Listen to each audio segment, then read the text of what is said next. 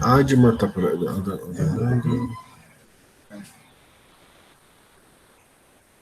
O Darmando chegou. José Cleverson, Josinaldo estão por aqui. Aqui, professor.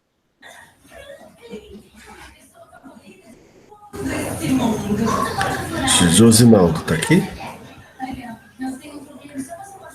Josinaldo está aqui. José Cleverson também. Okay. Josimar.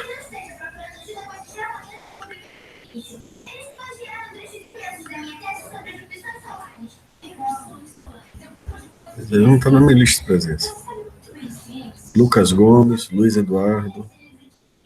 Presente, professor. Lucas está aqui. Lucas está aqui. Luiz está por aqui. Manganeja deu oi. Pedro Henrique.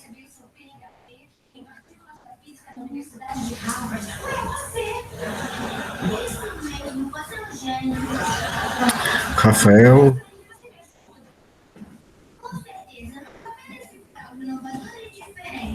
Johan.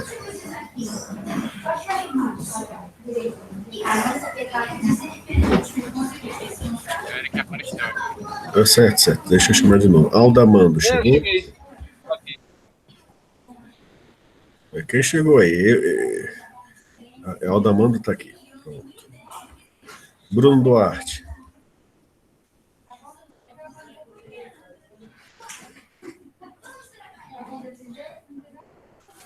Não, Aldamando, já vi.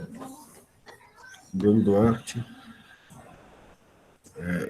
Eric chegou, né? Eu tô aqui, presente. Pronto. José Bruno. Josimar. Luiz Eduardo. Pedro Henrique. E Johan. Pedro Henrique.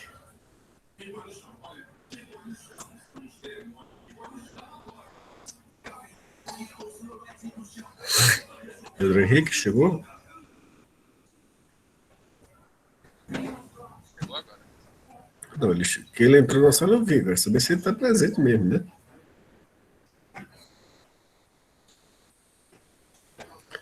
Bruno Duarte chegou. Bruno. Aqui, professor. Bruno está aqui. E Pedro Henrique entrou mesmo ou está... Ele postou no chat a resposta. Pedro Henrique está aqui. Então deixa eu marcar a presença dele.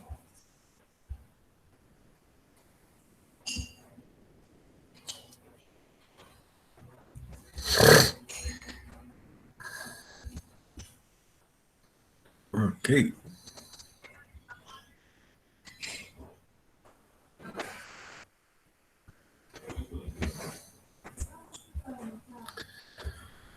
Deixa eu ir então aqui para o visual. Na última aula a gente começou então a falar das ordenações, tá certo? Todo mundo aqui viu que eu mandei ontem umas cartinhas para vocês imprimirem, cortarem. Quem conseguiu?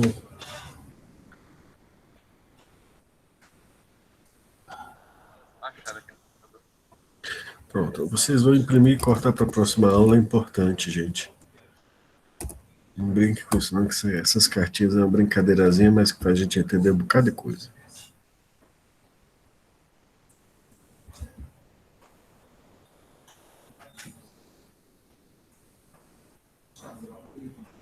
Então, aí, por isso que eu não vou pedir hoje, vou deixar para segunda-feira, mas era bom se fosse hoje, porque aí já auxiliava bastante. Pode explicar o que vai fazer com elas hoje? A gente vai entender os algoritmos com ela, umas brincadeirazinhas com elas para entender como os algoritmos funcionam e como se codifica eles. Bom?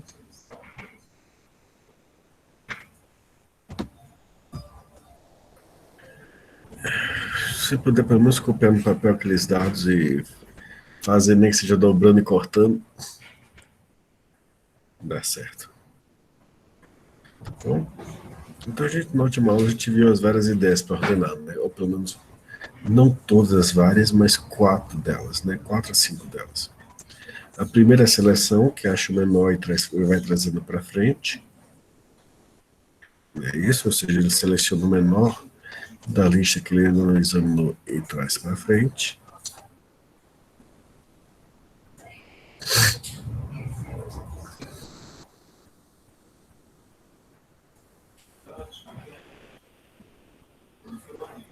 Deixa eu aumentar a velocidade aqui.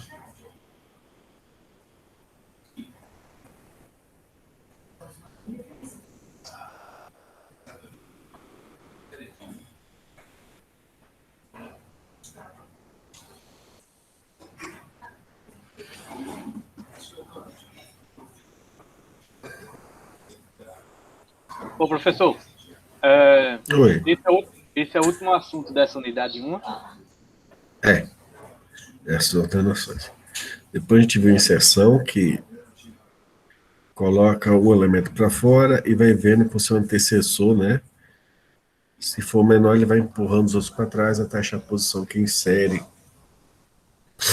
o elemento.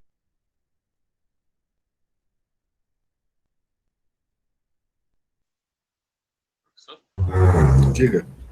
tinha travado aí por Hã? tinha travado por um segundo aqui. Isso é... Não, caiu não. É a internet das coisas, né? Da vida, né? Com o tempo chuvoso. Tá? E depois a gente viu os dois mais rápidos, né?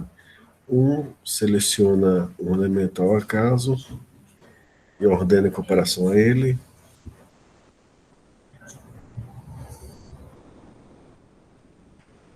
Depois repete recursivamente para cada um dos lados que ele criou.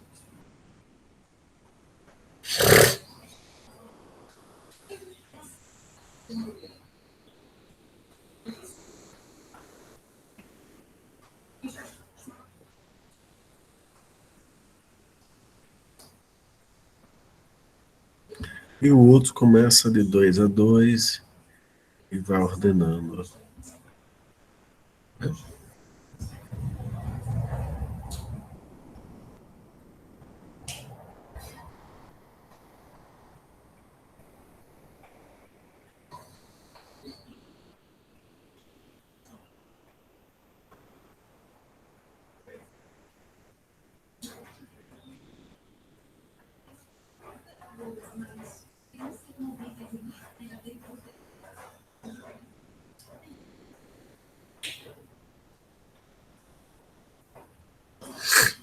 Ok? Então vamos começar com esses 4, depois a gente vê o count e sort. Tá bom? Então vamos para o primeiro deles. Né? A gente começou a ver essa ordenação por seleção.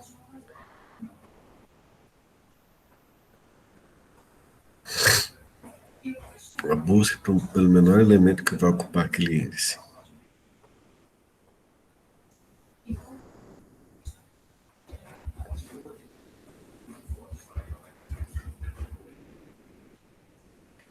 Professor, aquele Diga. negócio de cartas, aquelas cartas, achei legal, viu? Vamos Tá jogar certo, hoje?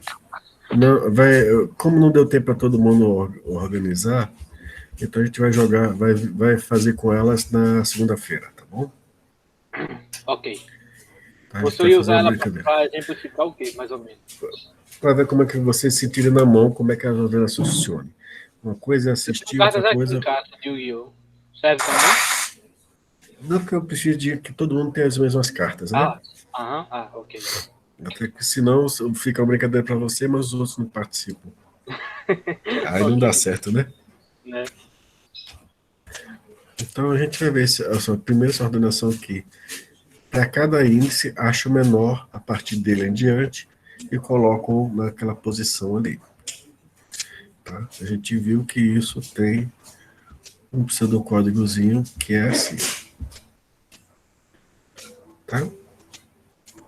O nome das variáveis pode mudar, em vez de J, vocês podem chamar de outros nomes, né?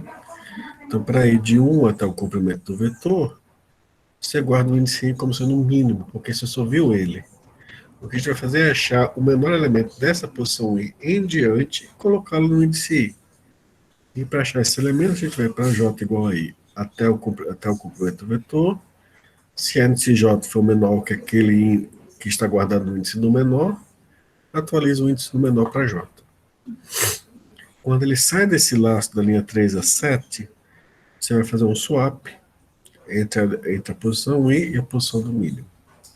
E aí você colocou o menor elemento daquele ponto índice I em diante no índice I. Repetindo isso diversas vezes, você chega, então, a um produto, o vetor totalmente ordenado. Tá bom?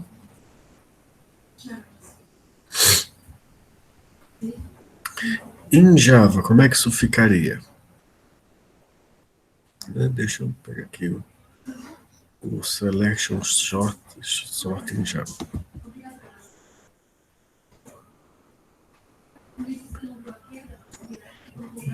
Deixa eu fechar um bocado de aba aqui no meu IDE, que estava em outra aula.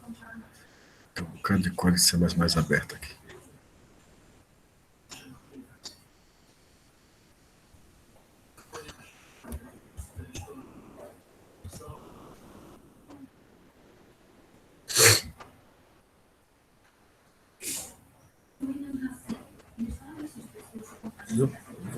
Cadê?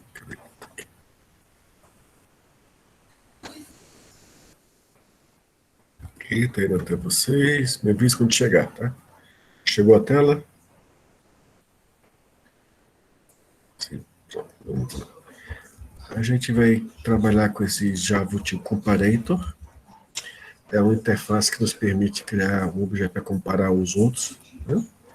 Então, eu vou ter mais opções de ordenação que aquela já prevista no ponto sort. Tá aqui a classe selection. Ela não tem nenhum dado interno, então o construtor dela não faz nada. E ela só tem a sorte aqui dentro. Olha só. Se A for um objeto que estende a interface comparable, que é o caso, por exemplo, da classe string, ela estende essa interface comparable, implementa ela, perdoe-me, acho que esse é o termo correto, e assim sendo, você pode comparar dois elementos com essa função less que você está definida lá. A gente vai ver como é que isso funciona. A igual ao comprimento do vetor, N igual ao comprimento do vetor, para I igual a zero e menor que o tamanho do vetor, I mais, o índice do menor é o I, e aí o J começa em I mais 1, e vai até o N. Se quem estiver no índice J for menor que quem está no índice I, a gente vai ver essa função less daqui a pouco, aí eu atribuo o J ao mínimo. Tá certo? E depois faço uma troca. Então vamos ver essa aqui, essa less. Professor, Oi, diga. por que aquele if tá com vírgula, hein? Aquele if ali em cima. Qual if? Esse if aqui. Por que Me o senhor tá me diga a explicando linha. agora? Esse aqui deve ser 50? 50. Sim, porque só tem um comando, né? Só tem um comando. Você não se lembra disso? Eu não sei se foi falado, Eu não estudei mas isso aí, if ou else com um único comando, você não precisa abrir chave, não. Aham. tá certo? Ah, porque dentro da less, aí bota o A, J, É porque less e é uma função. essa less vírgula é aqui tem a ver com a função, no caso, né? exatamente. Ah, sim, eu não reparei, né?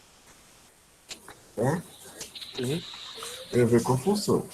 Tá certo? A função less, Ah, ela recebe dois valores, a J é mínimo, e mínimo igual a J. Aí ela vamos ver serve pra aqui. quê? Essa less.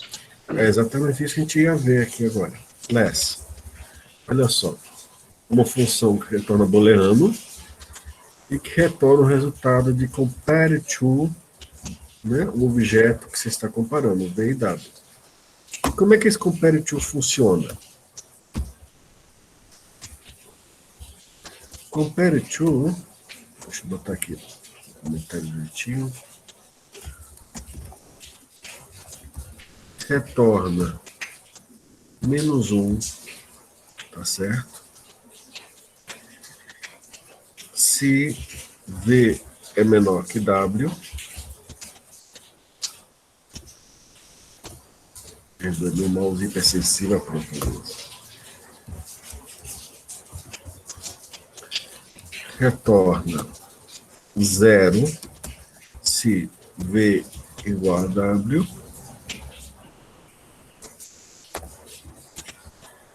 e retorna 1 se V for maior que W. Tá certo? Então, o que acontece? Para obter um booleano nisso, ele vê V é menor que W, então V compare to deu menor que 0, deu menos 1, se sim, ele retorna true. Né? Não precisa nem ser menos 1, é negativo. E aqui é positivo. E 0 se forem iguais. Certo? Então, licença, alguém chegou na sala. Oi, José Bruno, tudo bem? Então, aqui na sorte, nessa linha 50, quando ele faz se a lesa a J mínimo, ele vai fazer se a J for menor, ou seja, se retornou, a comparativa retornou um valor negativo, então a J é menor que o mínimo. Então, se atualiza o índice do mínimo para J. Saiu desse laço, faz a troca. Vamos ver essa função de troca. Certo? O que é que ele faz? Observe que ele tem aqui o... Cadê? Exchange... Exchange recebe um vetor do tipo objeto, porque no tipo objeto a gente não sabe que tipo de ele está ordenando, então a gente vai fazer um cast para a classe mãe, tá certo? De todas as classes, é a classe object, um índice I e um índice J. Um temporário chamado swap recebe quem está no índice I, quem está no índice I recebe o índice J, e o índice J recebe o swap, fazendo a troca dos elementos. Tá bom? Alguma dúvida? Não. Ok. Por favor, fale mais alto ou escreva no chat que eu não ouvi sua pergunta. Eu quero saber por que tem dois métodos estáticos less. Né? Porque tem dois o quê? Dois less? Dois métodos estáticos less. Dois métodos. Sim. Temos duas funções. E aqui eu vou lhe fazer uma pergunta. Antes de explicar, deixa eu fazer uma pergunta. Qual a diferença de procedimento, função e método? Procedimento, eu acho que seria a forma como as funções iriam agir. As funções seriam ações a serem executadas. E o método, basicamente, é uma forma de organizar cada função. Ok. Então, é organizado por função e função é organizada por método. Eu vou explicar o que é isso aí. Não é essa a definição, não. Daniele, a gente está vendo o código de ordenação aqui, mas deixa eu só explicar aqui a diferença. Ok? Em primeiro lugar, o termo correto para esses trechos de códigos que nós escrevemos, comanda parâmetros e tem valor de retorno, é função. Tá? Então, tudo que você está chamando de método é função. Se a função retorna um tipo void, a gente chama de procedimento. Tá certo? E método foi que o pessoal da OO chamou todas as funções membros de uma classe, porque eles não tinham mais nada que fazer da vida. Decidiram ser bestas. É isso. Tá claro? Então, o nome método, toda vez que eu ouço ele, eu digo, alguém está metido a besta. Ou melhor, alguém ensinou o cara a ser metido a besta. Porque, na verdade, método é só isso. É uma função ou procedimento de uma classe. Tá certo? Se você chamar de função e chamar de procedimento, todo mundo, de qualquer linguagem de programação, deve entender. Se você chama só de método, aí você está metido a besta. Tá bom? Método você fala assim, só quando está no grupo da equipe. Esse método você usa intercambiavelmente, trocando, tanto faz função, procedimento ou método. Tá certo? Mas se a pessoa falar, e essa função? É a mesma coisa que método, só que tem um valor de retorno, não void ou void, e procedimento tem um valor de retorno vazio. Só isso. Bom? Então vamos voltar aqui para o código, tá?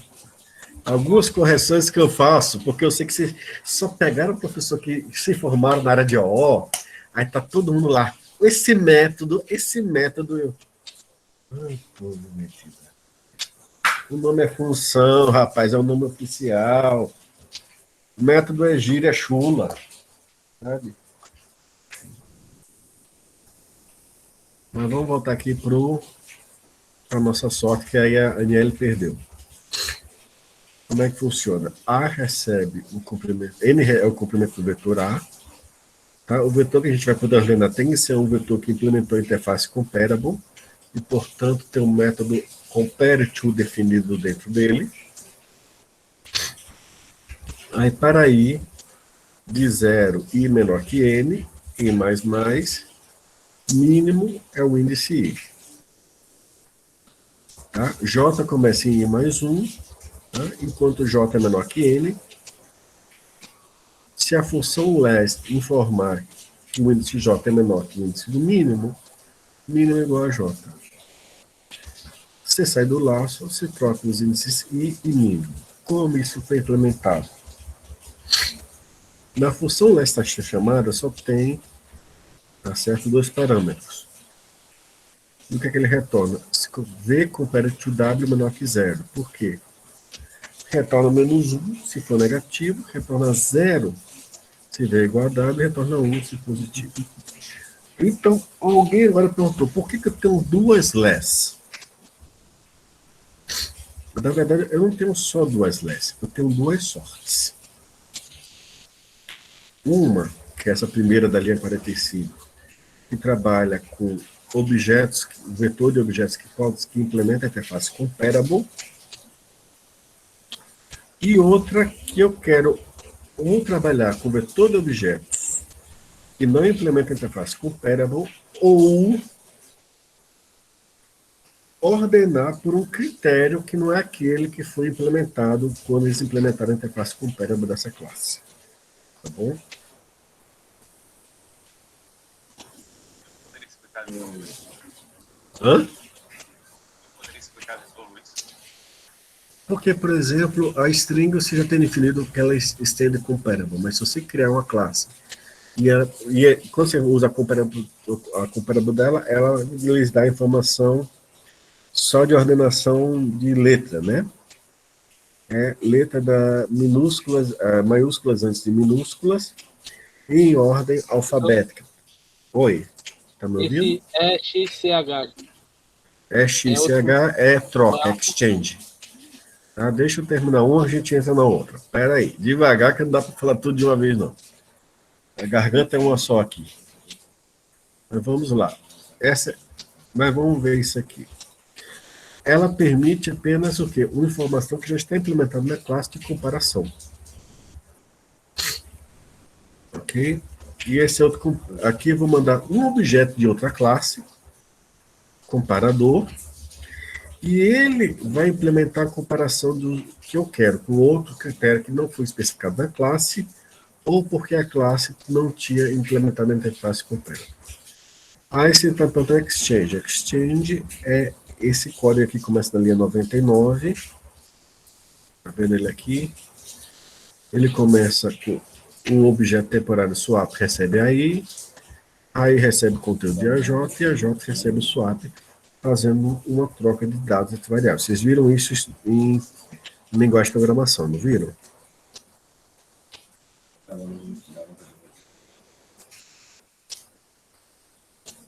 Alô? Viram? Não viram? Sim, todo mundo viu, né? Porque isso é bem basicão. Uhum. Porque assim, se não viu, eu tenho que dar um puxão de orelhinha aí. Aí ela, você não está ensinando a fazer swap, não, é? Que história é essa? Eu vou ter que dar um puxão de orelha. Não sei nem se é ele que está ensinando, né? Tô até tentar que me informar, né? Que parece que teve uns substitutos que entraram, né? Não, isso aqui tem que ensinar. Se não aprender a fazer swap em introdução à linguagem de programação, meu filho, tem algo de errado. Eu não sei não vou mentir.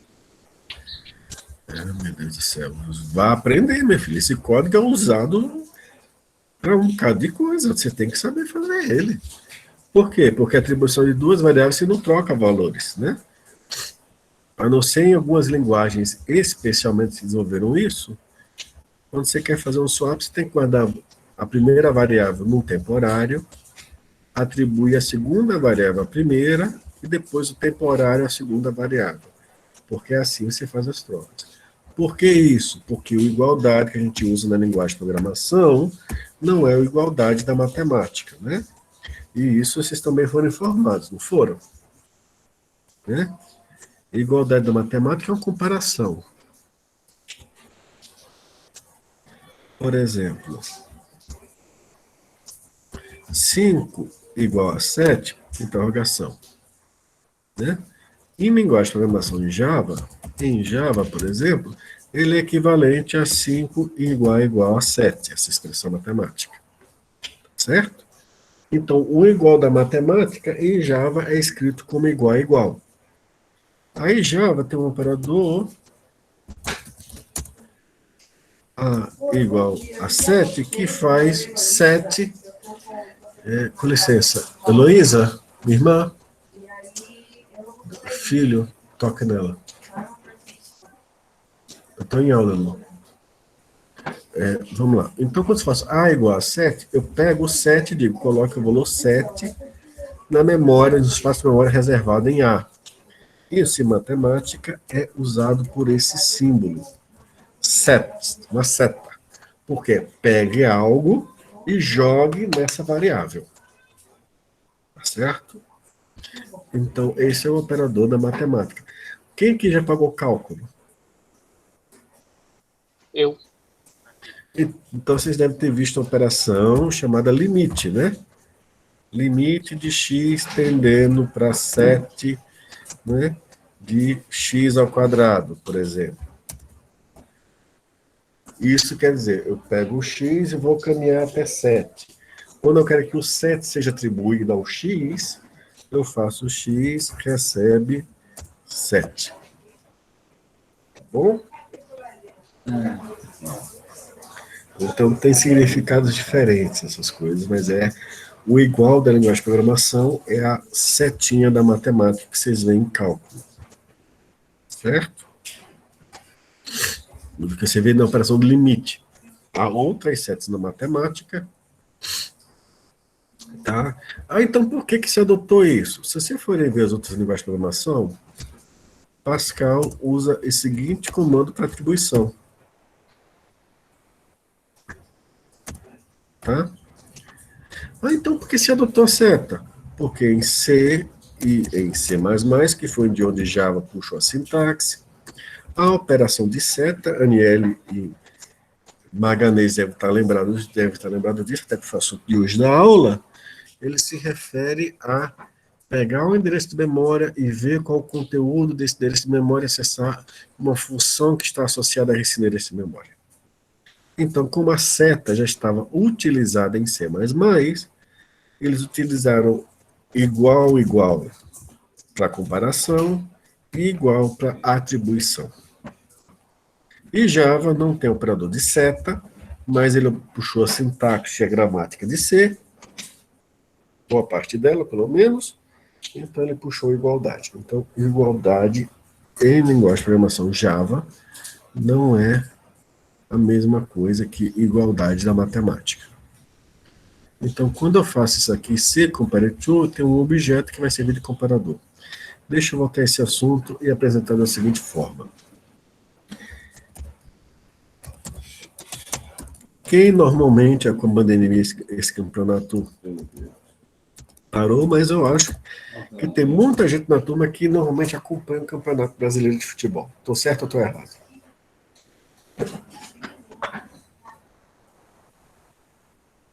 Estou certo. Ok. De quantas somas interessantes para o campeonato vocês podem ordenar os times? Você pode gostar de futebol, mas... Não. No campeonato da mesma classe. Por exemplo, você pode ordenar os times por número de vitórias, número de pontos, não é isso? Eu não acompanho, eu não sou fã de futebol, mas é impossível não ser bombardeados com isso na TV brasileira quando tinha os campeonatos, não é isso? Você pode usar o tipo número de pontos, número de vitórias, número de empates, não é isso? Total de gol feitos, total de gols sofridos. Mas já assistiu, não já, Gia? Já assistiu. Então você só tem todos os critérios que você pode querer ordenar seus times por eles. Não é mesmo? Curiosamente, a sorte do Java só lhe permite ordenar em dois critérios. O primeiro, em ordem crescente, e o primeiro critério que vocês definiram lá, em ordem decrescente, em ordem reversa. São as únicas coisas que o ponto sorte lhe permite ordenar. Estou falando besteira aqui no ponto sorte?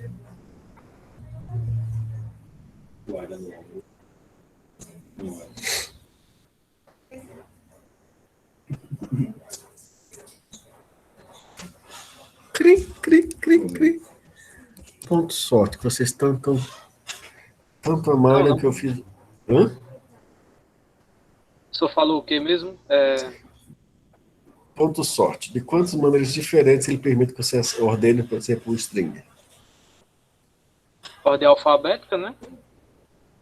Não é ordem alfabética pura, não. Ele bota maiúsculas antes de minúsculas. Ele bota as maiúsculas primeiro e depois as minúsculas. Aí, dentro de cada uma, ele ordena. Porque eu acho que as minúsculas e as maiúsculas têm um tamanho diferente. Não é isso. Não é isso. Não é isso. Mas, já que a gente está entrando nisso, deixa eu explicar. Eu vou explicar com uma tabela de código mais simples, mas Java usa Unicode, né? Então, é um pouco mais complicado, mas a ideia é a mesma.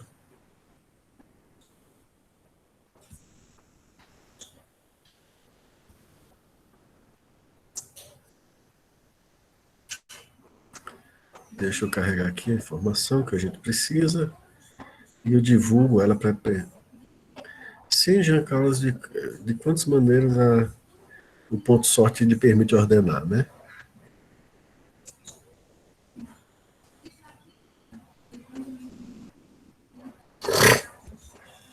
Todo mundo tá chegando aí um site de Wikipedia para vocês, a transmissão?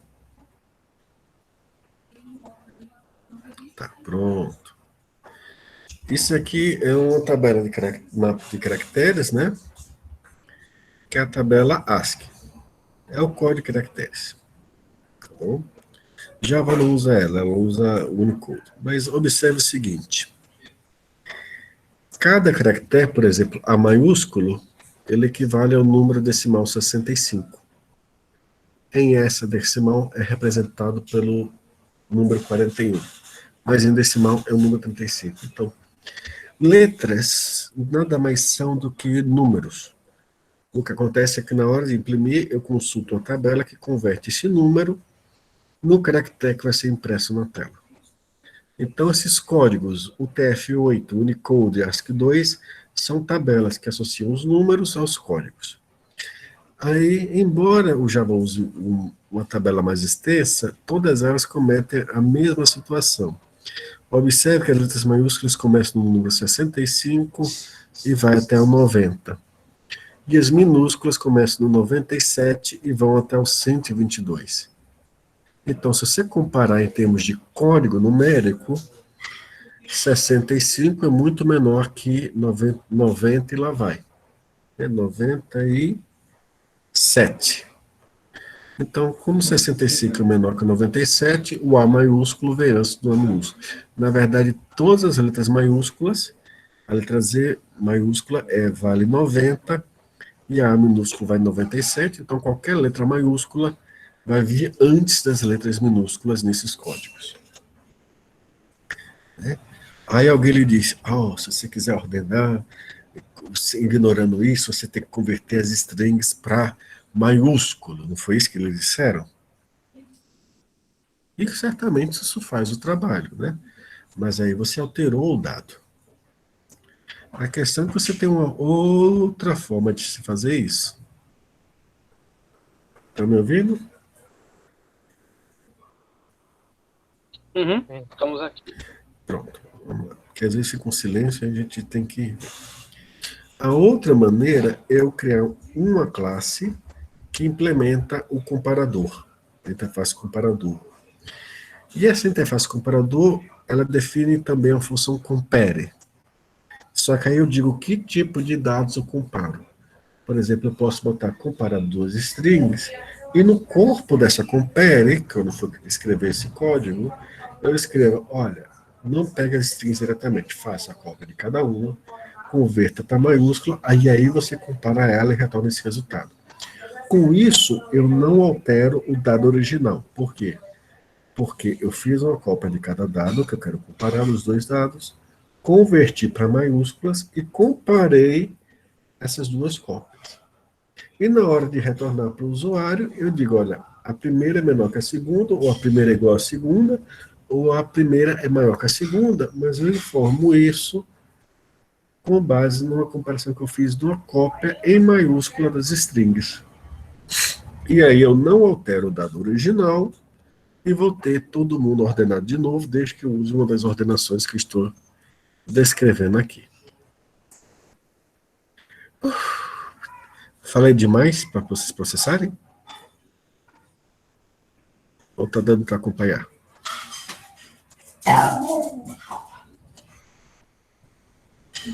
Quem precisa que eu repita devagarzinho, de outra forma, por favor, você está no seu direito de pedir isso. Uhum. Explique de outra forma. Pronto.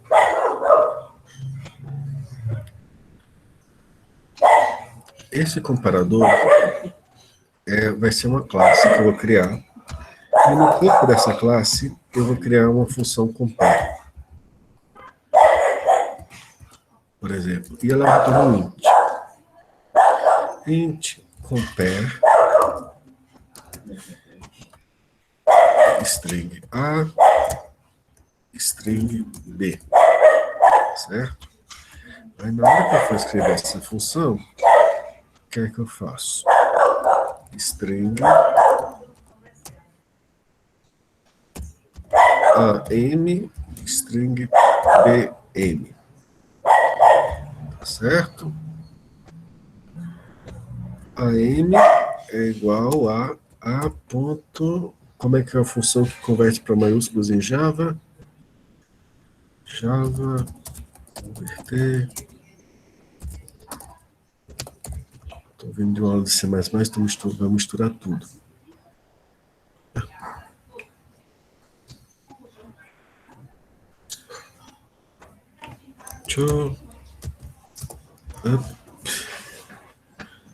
Uppercase.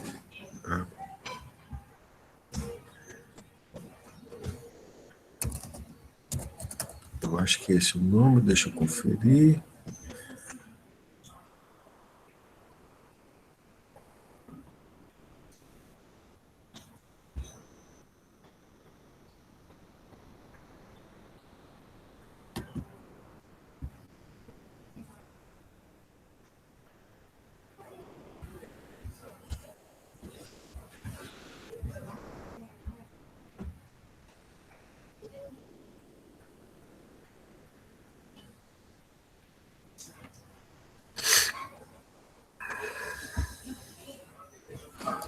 Pronto.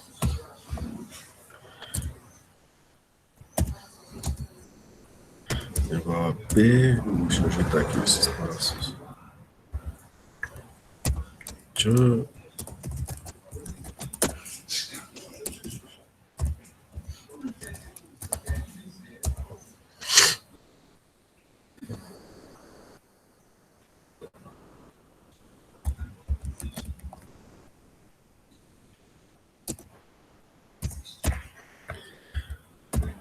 Vamos ver esse código que eu botei aqui em comentário. Certo? Observe. Quando eu crio duas strings AM e BM. AM é a string A convertida toda para letra maiúscula. E BM é a string B convertida toda para maiúscula. Ou seja, eu não estou alterando os dados originais A e B. O que eu faço é retornar a comparação de AM com BM. E com isso, eu ordeno os dados em ordem alfabética, sem botar maiúsculas antes de minúsculas, tá certo? Sem alterar os dados originais. Consegui esclarecer? To uppercase. Acho que o nome é esse aqui. É to uppercase, né? Que uppercase é letra maiúscula. Só ver a sintaxe, é exatamente como eu digitei. O meu jeito para minúscula é to lowercase. Tá bom, Bruno? Deu para entender? Então eu posso criar uma classe cujo propósito dela é fazer comparações que não estão especificadas, por exemplo, na classe strings. E eu vou poder fazer uma ordenação que recebe um objeto dessa classe para fazer essa comparação e o vetor que eu quero ordenar, e eu vou ordenar isso. Porque o compare to retorna o int. O que ele faz, na verdade, você tem que retornar negativo se a primeira for menor que o segundo elemento, 0 se forem iguais e maior que 0 se a segunda elemento for maior que o primeiro. Aliás, perdoe, se o primeiro elemento for maior que o segundo. Por que isso? Porque a comparative no final da string, o que ele faz é a subtração dos códigos. Não seria em relação a seria em relação à tabela de código, mas as tabelas de códigos de caractere sempre colocam letras maiúsculas antes das minúsculas, por isso que você tem esse efeito. Tá certo? Então, quando você compara string, no final você está fazendo uma subtração caractere a caractere. Enquanto for igual a 0, vai seguindo adiante, até que dá o primeiro diferente de 0, e esse é o resultado da comparação, da comparative, da string. Tá certo? Tranquilo, Bruno? Tudo tranquilo? Jean, tudo em paz? Tranquilo demais. Aniele também está dando para acompanhar. Então, como eu tenho essa função less, que trabalha com uma interface, com um objeto que implementa em comparator, eu vou fazer um segundo sort. Tá? Aí eu recebo o objeto A e o objeto da classe comparador que eu criei. A é o comprimento vetor, I igual a 0, I menor que N, I mais mais, o mínimo igual a I, J igual a I mais 1, J menor que N. O que vai acontecer? Se o less, usando o comparador, tá certo? O comparador vai comparar a J com a mínimo. Se a J for menor que a mínimo, mínimo recebe J. E depois ele faz a troca. Tá bom? Como é que eu vou testar isso aqui? Olha bem. Eu vou ler todas as strings que eu vou passar e eu vou mandar ele ordenar essas strings. Tá? Com a compara que eu fiz, ela não está implementada aqui, ela vai deixar ainda maiúsculas antes de minúsculas. E aí deixa eu ressuscitar.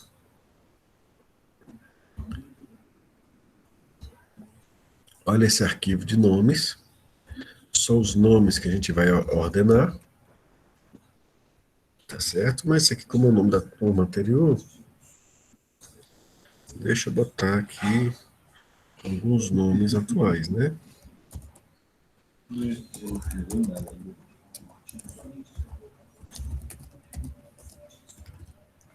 Se eu digitar o nome errado, por favor, me corrija, tá?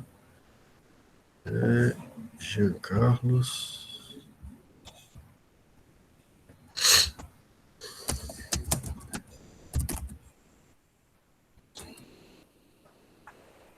Bom, então, vou mandar esse arquivo aqui como entrada do teclado para essa string. Vou ordenar e depois eu vou mostrar tudo aqui. Tá bom? Então vamos lá para o terminal.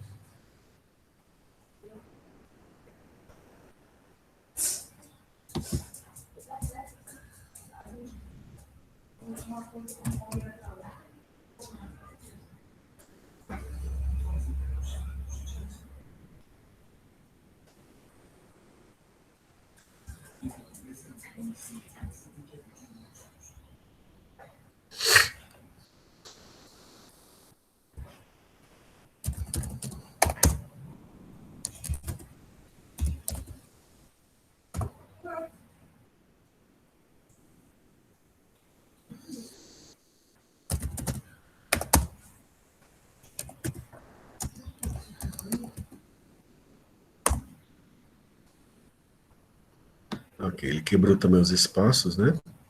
Mas olha só, ele ordenou aqui os nomes: Abraão, Alisson, Miele, Araújo, Bruno, Carlos, tá certo? Observe que Júlio Verne ficou ainda no final de tudo. Por quê? Porque Júlio Verne está em minúsculo. E isso interferiu com a situação dos nomes. Tá bom?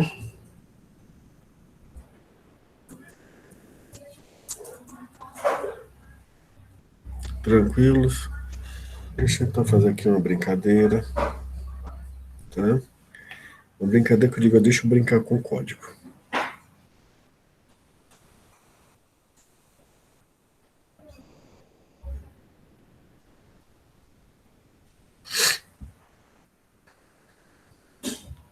Arquivo, novo arquivo.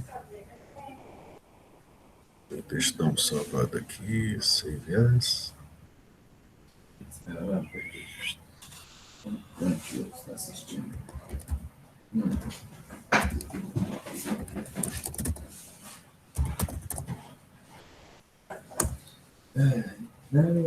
vejo ninguém assistindo Crunchyroll. A Belinha vendo Crunchyroll.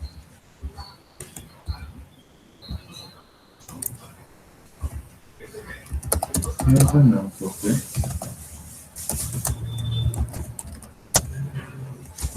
Nossa, que tipo?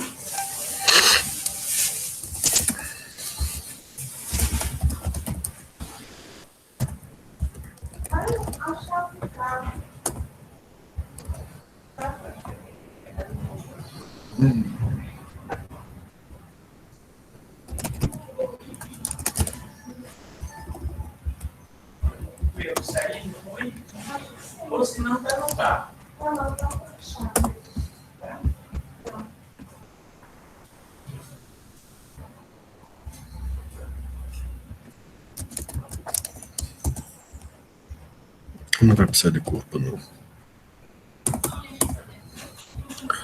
Aí, deixa eu ver aqui, o que é que eu tenho que implementar? É compare, né?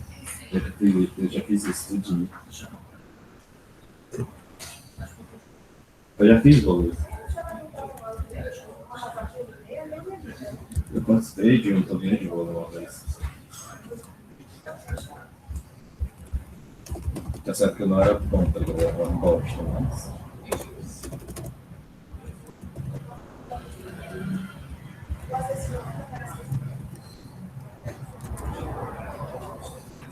Deixa eu ver se isso basta para a interface comparator. Deixa eu procurar aqui no web. Java comparator.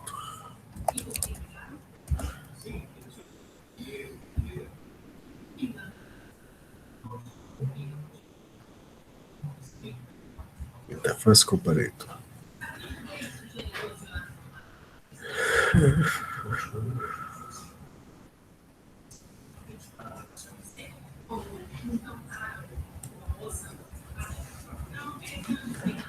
Eu acho que só...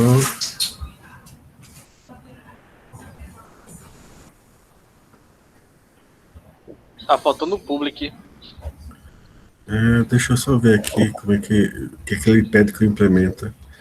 Precisa do equals e do compare to reverse.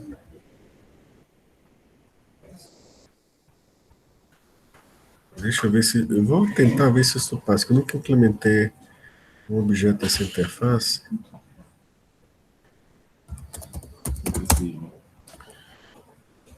Deixa eu ver se isso vai passar assim. Do jeito que tá, se eu vou precisar implementar outra coisa.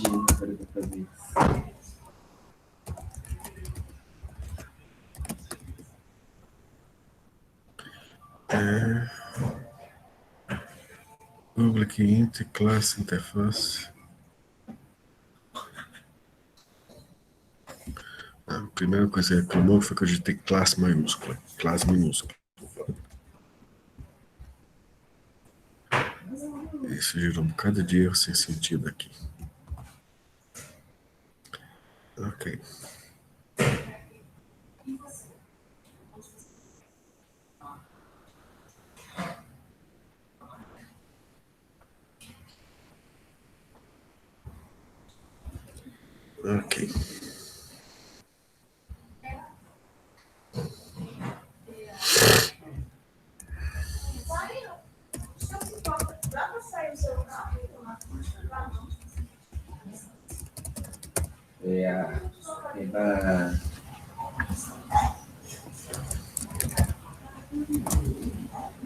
A original, B original.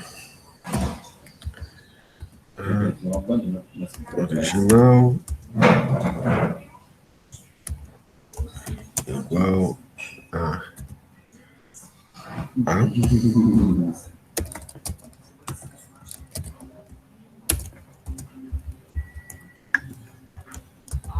Um pouquinho. Eu tô só um pouquinho quando você tá com a questão. Deixa eu ver se ele vai compilar agora.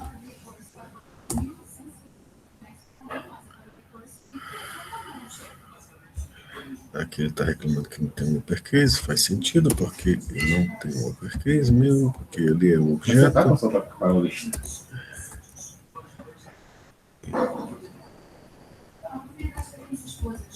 Você tá? Eu puxo lá e você puxa lá. Deixa eu botar agora. Com isso aqui, ele passou na compilação, vou mostrar isso aqui a pouco. Então vamos aqui na main. Tá?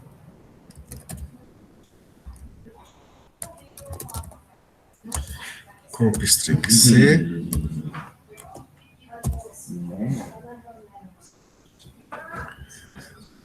Aí, deixa eu ver. Eu comparei tudo depois. Então, eu vou mandar aqui para ele ordenar o vetor A com o objeto comparador C. E isso deve, em teoria, passar.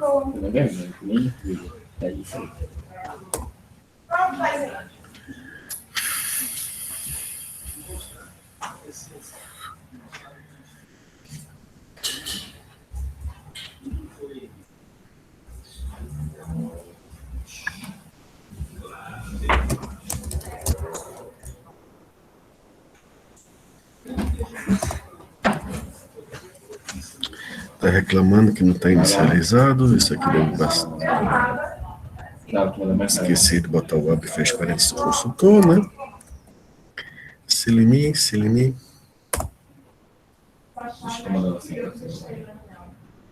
Private access, ok. Então isso aqui não pode ser private, tem que ser public.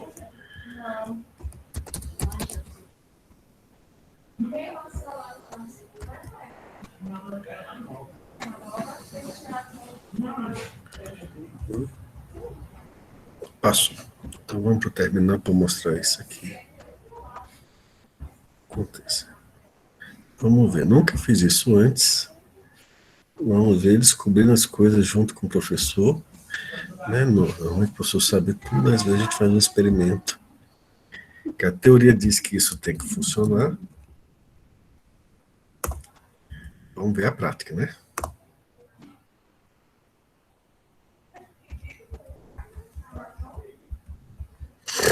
Eu alterei o selection agora, a main dele, para trabalhar com o objeto comparador. E vamos ver como fica agora. Olha só aqui, ó. Verne está no meio do pessoal. Aê! Mesma coisa, Júlio, que está em minúsculo, está no meio da letra J. Aê! Assim a gente gosta, né? E olha só, não mexi nos dados originais.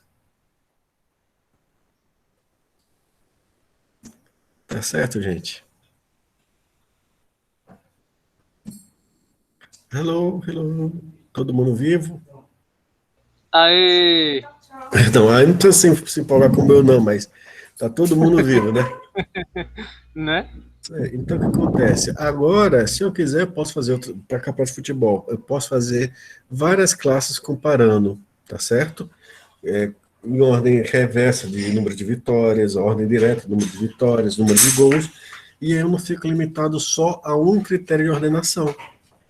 Agora eu tenho quantos critérios eu quiser ordenar. Tá certo? E nesse caso, não apenas isso, eu posso criar esse objeto comparador tanto para objetos que estendem a comparable, ou seja, até uma comparação entre eles, como posso definir isso para objetos para a classe que inicialmente não foi prevista comparação, mas que sua aplicação pode precisar de uma ordenação. Tá bom? É entendido, meus amigos? Amados amigos, tudo em paz, então, Tudo tranquilo. pronto. Eu normalmente iria agora para... Espera um pouquinho que tem um carro saindo em casa, né?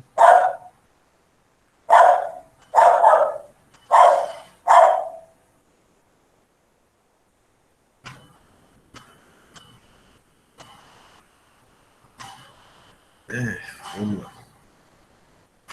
Normalmente é direto para o código de ordenação por inserção, mas o tempo está curto, a gente faz isso na próxima aula. Tá? Então, deixa eu mostrar então, uma informação de interesse geral da nação.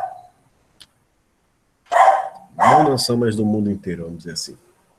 Vocês vão ser, no futuro, né, desenvolvedores de software, ou pelo menos essa é uma das possibilidades. E uma das possibilidades é que se adotar esse chefia também, muito provavelmente, assim esperamos, a um cargo de chefia. Vocês entendem isso, né? Vocês podem começar de baixo, mas a tendência, e nós desejamos isso para vocês, é que vocês cresçam. Estão me ouvindo? E o que isso quer dizer? Quer dizer que vocês vão ter responsabilidades em tomar decisões durante o desenvolvimento de software que são muito cruciais. Uma delas é a seguinte situação. Quantos bugs você pode ter, por exemplo, num software que controla o aparelho que bombeia oxigênio para o paciente na UTI? Você pode ter bug ali? Nenhum. Quantos bugs você pode ter num programa de software que está numa aeronave? Nenhum. Uma torre de controle de avião? Nenhum. Dentro, o cruise control de um carro? Nenhum. Mas como é que a gente faz um software com a garantia que tem 0 bugs? Já pararam para pensar nisso? Tá? Aqui no curso, não é redundância. Aqui no curso, por ser um curso de bacharelado em licenciatura, bacharelado em Sistema de Informação e Licenciatura, a gente fica um pouco limitado a mostrar para vocês a teoria do TDD. Ou não precisa nem ser TDD, dos testes. Testar extensivamente para reduzir a quantidade de erros do software. E alguns vão dizer, isso elimina os bugs. Em parte, sim. Mas sempre, se você não tomar cuidado, haverão bugs que não foi previsto por você na hora de elaborar os testes. E aí você tem bug. Você só não imaginou que teria aquele bug, portanto você não testou para ele. É uma falha da questão de testes, né? Você tem que imaginar todos os bugs possíveis e tem que conceber testes para esses bugs. O que acontece é que, nessa situação que vidas de pessoas estão em risco, isso não deve ser o suficiente. Tá? E aí, vocês estão nos slides, né? Aí tem uma coisa... Oi. O senhor vai liberar esses materiais para a gente no Siga? Vou sim, não se preocupa não. Ok. Ok? E aí vem uma informação que é importante. É possível provar que um dado código, provar matematicamente que um dado código não contém bugs. Tá?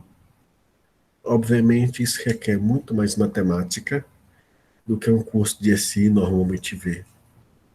Ou pelo menos algumas disciplinas a mais, que requer matemática discreta, que vocês viram um pouco, né? Requer bastante lógica também, tá? E requer também o uso de ferramentas de desenvolvimento de software chamado de especificação formal.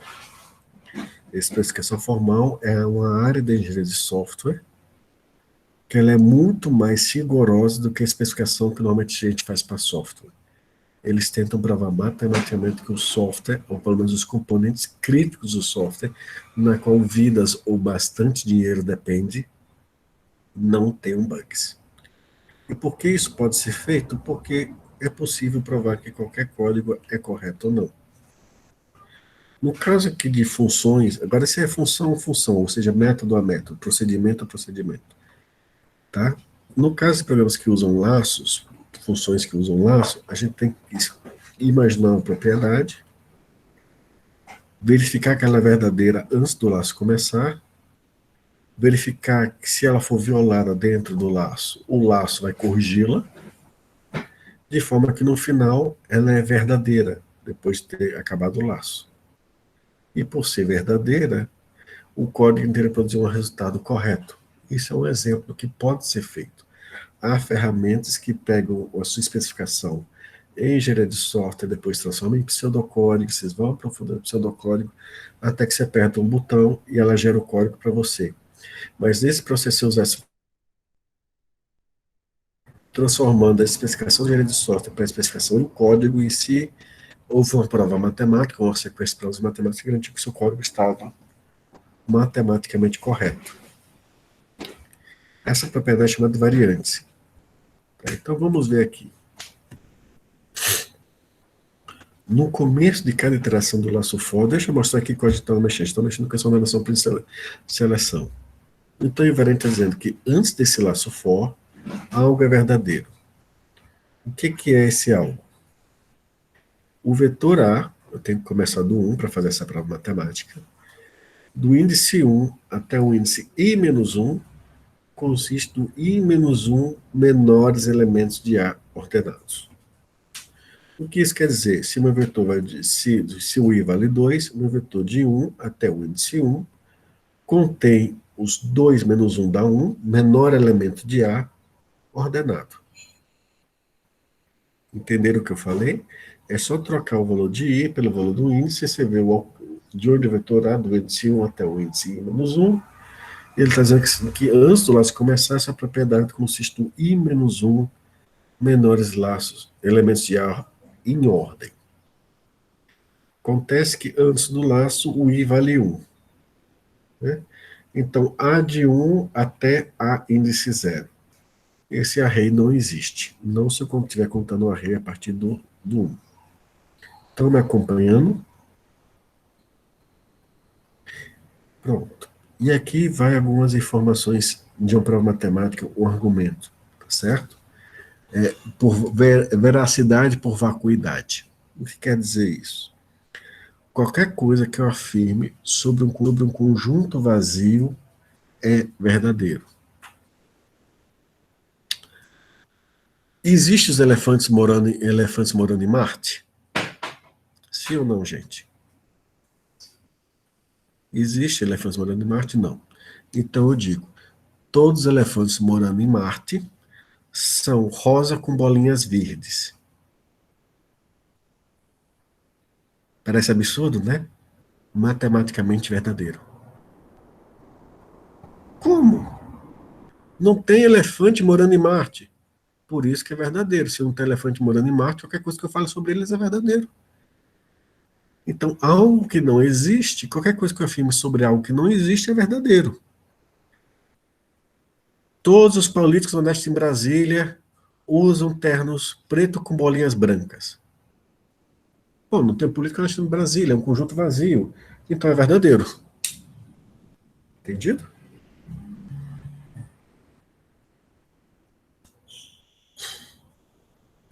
Então, qualquer coisa que eu afirmo sobre o conjunto vazio é verdadeiro.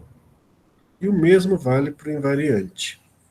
O invariante diz, de 1 até o índice 0, meu array eu começo a contar em 1, foi por isso que eu fiz isso, afirmei isso, quando estava mostrando o pseudocódigo, para fazer essa prova.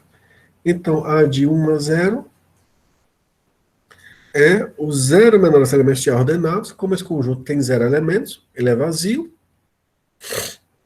Em sendo vazio, é verdadeiro porque ele é um conjunto vazio. Tá bom? Todos os tubarões que moram em Marte são vegetarianos. Verdadeiro. Não existe tubarão morando em Marte, então é verdadeiro. inicialização. Tá? Antes da primeira iteração, a gente vê que é verdadeira por vacuidade, ou seja, pelo vácuo, pelo vazio. Manutenção. A cada iteração do laço I, eu vou manter essa propriedade. Como é que isso vai ser feito? Vamos voltar aqui para o código. Por favor, slides, me ajudem.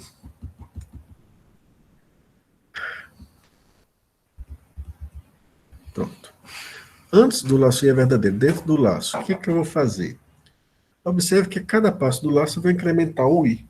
Então, o I que estava em 1, e I menos 1 dava 0, porque o I vale 1. Quando o I foi para 2, o I menos 1 vai valer 1. Então, tem que ser verdadeira aquela informação para o índice 1. Como é que eu vou garantir isso? Olha da linha 2 à linha 8. Eu acho o mínimo, coloco no índice I o mínimo, varro o vetor depois do I à procura de alguém menor do que aquele armazenado no índice mínimo, e se eu encontrar alguém menor, eu guardo no mínimo, e depois eu troco quem está no índice I com quem está no índice do mínimo, colocando o menor elemento que é visível daquele índice I em diante na posição I. Fazendo isso, tá? A gente toma uma propriedade útil, né? Então, o que acontece? No começo, o I menos 1, inicialização, antes é verdadeira por vacuidade, manutenção. Toda vez que eu entrar ali, eu vou varrer do índice I até o último índice, achar o menor elemento e colocar no I. E quando eu incrementar o I, o que vai acontecer? A de 1 até I menos 1 consiste dos I menos 1 menores elementos que A ordenados. Por quê? Porque eu fiquei varrendo o vetor e colocando eles nos índices I. Então, isso se tornou verdadeiro. Tá certo? Então, incrementar o I não me quebra essa propriedade, porque tem algum código ali que está garantindo que ela continue verdadeira, alterando os dados para garantir a velocidade dela. Quando termina, o que acontece? Se a gente for ver aqui o código,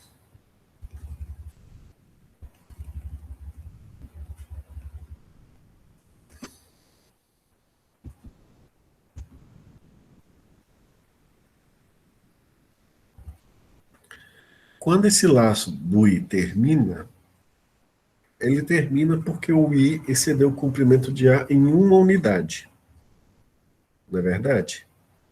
Assim sendo, o invariante foi preservado a cada iteração, inclusive na última, o que significa dizer que quando o I foi incrementado para o comprimento mais 1, o invariante, a propriedade que a gente concebeu para provar que o código é verdadeira, diz que A de 1 até I menos 1, dá o total do último índice, são os N menores elementos de A em ordem.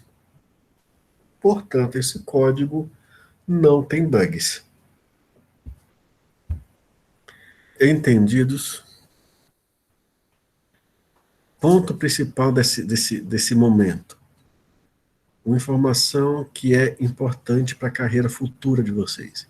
Se em algum momento vocês, tá certo, se depararem com um software cujo um bug tem uma falha catastrófica em termos financeiros ou de vida, vocês devem recorrer a um profissional que faça a prova matemática do trecho de código crítico.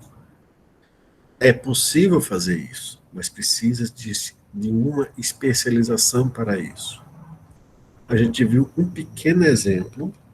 Áreas de pessoas formais têm ferramentas próprias e técnicas próprias para isso. Isso aqui só foi para mostrar que é possível fazer essa prova matemática e garantir que o seu código tenha 0 bugs. Então, se você mostrou no pseudocódigo, quando eu for digitar isso, é para isso que servem as ferramentas de especificação formal, como Z, é o nome da ferramenta, ou B, é o nome de outra ferramenta.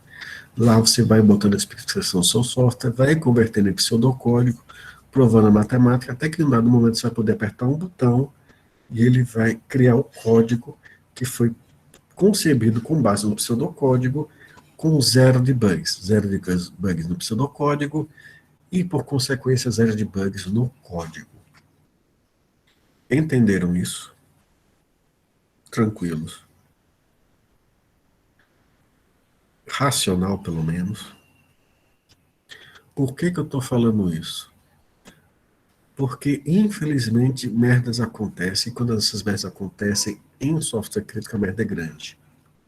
Há alguns anos atrás, uma companhia que constrói aviões, a Boeing, acho que foi a Boeing, uma companhia que fabrica aviões, espremida pela concorrência que estava alcançando um nicho de mercado que era só dela, decidiu reduzir o tempo para o desenvolvimento do piloto automático da aeronave e assim liberar um novo modelo de aeronave mais cedo e assim ganhar lucro. Para fazer isso, o que eles fizeram? Jogaram para fora pessoas e métodos que exigiam esse nível de rigor no software piloto automático. E só o que fizeram foi TDD, ou testes automatizados, para garantir que não teriam bugs. Acontece que esses testes, eles têm um limite da sua concepção de imaginação. Você só pode testar para evitar erros que você consegue imaginar que acontecerão. É diferente da prova matemática, que você garante que está tudo certo. Conclusão. 2 aviões caíram lotados de gente. Por quê? Porque em certas situações, o piloto automático entra em ação durante o pouso, ele usa as medidas erradas e imagina que o chão está a 50 metros abaixo de onde está. Não dá certo, né, gente? Então, pessoas morreram, sim. Então, por que morreram? Porque quando se veio a investigação, a empresa cortou exatamente o método de trabalho que exigiu maior rigor na criação do modelo de piloto automático. Mas isso também é válido para qualquer outro software que vidas dependam dele. E se a gente se fala de indenização monetária, e a gente fala isso, é que para algumas pessoas somente dói no bolso. Mas a bem da verdade, vamos ser bem honestos, ninguém pode realmente reparar a perda de uma vida. Quando alguém morre, é irreparável. Sabe? A indenização é apenas uma compensação, digamos assim, por uma ajuda que aquela pessoa, por parte daquela presença da pessoa lhe dava na sua vida. Mas nunca é o todo. Tá? Então, quando você se sentir, o pessoal que gerenciava o desenvolvimento de software ali sabia que tinha que chamar esse pessoal, mas estavam recebendo berros e gritos da diretoria. Ou faz do meu jeito ou rua. Quem tinha mais integridade foi para a rua. Quem não tinha, né, e os outros até que não tinham integridade, às vezes tinham família para alimentar e não tinham outro emprego para arrumar. Vai fazer o quê? Ó, desespero também. Mas nessas horas, gente, é melhor você passar um tempo desempregado, de férias compulsórias, vamos dizer assim, forçadas, até achar um novo emprego, do que ter um peso na consciência do prejuízo causado, tá? De danos irreparáveis, tá bom? Então lembrem disso, se em algum momento da vida vocês forem postos contra a parede com essa escolha, tá certo? Eu agradeço a vocês, a gente continua segunda-feira. Quem puder, imprime e recorta as cartas. Quem não puder, copia o nome da carta num papel de cada carta e as estrelas delas, tá certo? Quantas estrelas ela tem. A gente vai trabalhar com campo estrela na segunda-feira. Tá bom? Eu botei já uma coisa. O trabalho eu mandei, mas é de lista encadeada. Então, quem tiver mandado sem ser... O que eu estou pedindo é reprodução fiel daquelas imagens. Tá? Que eu mandei para vocês. Ah, não Professor, deu. Oi. Diga. mas aquele negócio que eu enviei para o senhor, eu queria ter falado pelo WhatsApp. Aquilo Sim. não tem a ver com a atividade que o senhor passou, não. Aquilo foi não tem, algo do material que eu peguei, que eu estava lendo, sabe? Aí quando eu fui Tá imprimir os certo. valores, ele estava, tipo, colocando, vou supor, eu coloquei tamanho 10, o tamanho da minha lista, sabe?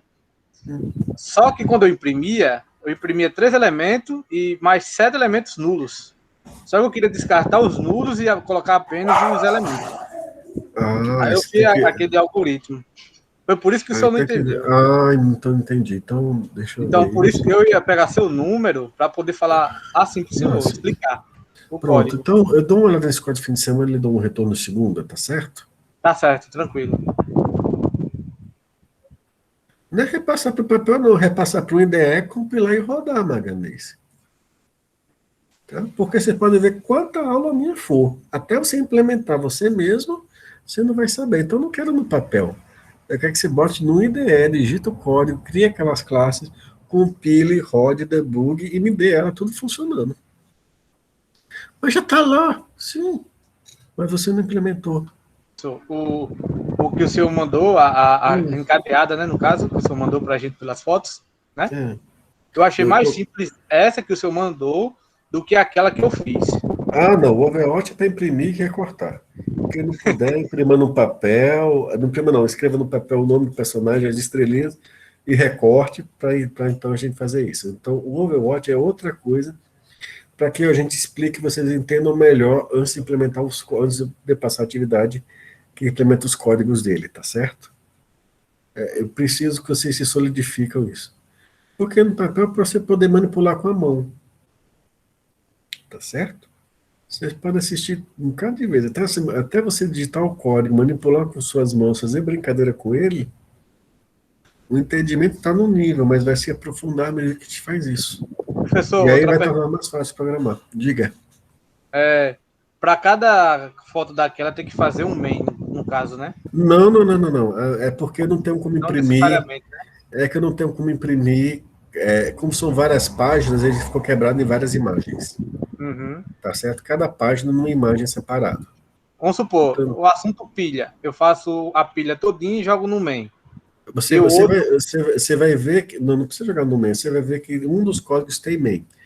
Então, se Ah, você compilar no terminal e não tiver escrito nenhuma linha a mais que o Eclipse costuma colocar, deve compilar tudo no terminal e deve rodar na main lá, porque a main, a classe que tem a main, estando na mesma pasta, tá certo? Onde estão os outros códigos, desde que o class path esteja configurado correto no seu computador, ele deve compilar. Duas coisas podem então quer acontecer que dizer que tudo ali vai ficar só numa pasta só, não precisa colocar em outra pasta mais, não. Separados, no caso. Exatamente. O que pode acontecer Entendi. que dá pepino, e é por isso que vocês têm uma semana além do prazo, para se alguém tiver dado um pepino corrigir, é o seguinte: o Eclipse às vezes coloca uma linha, paca de alguma coisa lá em cima. Isso devido à estrutura de diretório que o Eclipse faz. E ele faz isso passando parâmetros extras para o compilador que vocês não estão acostumados a ler e a passar. Então, se vocês começarem a botar nome lá em cima, paca de alguma coisa, talvez dê erro se vocês compilarem direto no terminal. Tá certo? A outra coisa que pode estar erro é se o class path do Java não está configurado direito no seu Windows. Mas isso é pouco provável se o Eclipse estiver funcionando. Se o Eclipse estiver funcionando, ele deve estar configurado direito. Tá bom? Então, se alguém teve algum problema com isso, você tem até uma semana para resubmeter, sem prejuízo nenhum, porque é aquela história. Se alguém. As atividades que eram para entregar até ontem, não era? Tinha alguma atividade para isso já? Lembra que eu falei, a atividade de reposição, para quem não conseguiu entregar, é entregar a atividade com até uma semana de atraso. Então, vocês ainda têm tempo. Tá bom? Peraí, qual atividade que era para entregar ontem? Era essa daí? Era a da pilha e da fila, não? Deixa eu ver aqui. Ou estou Não era dia enganado com o 28 prazo? não, professor? Dia 28? É de 28, então dia 28. É a data que está lá. Aham. Certo? Era dia 28 que o senhor tinha dito na aula retrasada. Pronto. Deixa eu só conferir se eu digitei certo aqui. Para não ter besteira. Pilhas e filhas com vetores. Deixa eu ver como é que está aqui. Os prazos dela. É 28, então tá tranquilo. Então, vocês têm até dia 28, queiram entregar no dia 28, a reposição entregar eles com até uma semana depois. Tá bom? Não teve nenhuma atividade além dessa, não, né? Tem a de ponto extra, Só de ponto extra. né? Que é outra atividade, e as próximas vão ser de ordenação, que é quando encerrar esse assunto para passar elas, tá certo? Algo importante, segunda-feira nós temos aula normal, mas vamos acompanhar as notícias durante a semana, porque parece Disseram, que professor, que vai ter feriado a semana todinha, porque eles vão antecipar os feriados. estão antecipando, mas começa a partir de terça-feira. Ok. Então, segunda-feira deve estar lá, tá bom? Mas ainda vão confirmar isso daí, então fique atento às notícias, qualquer coisa manda a notícia via SIGA também, tá certo? Ok. Então, a princípio, temos aula segunda-feira, tá? Ademais, por hoje é só, até a próxima aula, e eu deixo a historinha para a próxima aula, tá bom? Ok. Ok? Valeu, professor. Por Bom final de semana. favor, lembre-se de usar máscara e distanciamento social para se preservarem e preservar a sua família. Até mais, gente. Até, professor.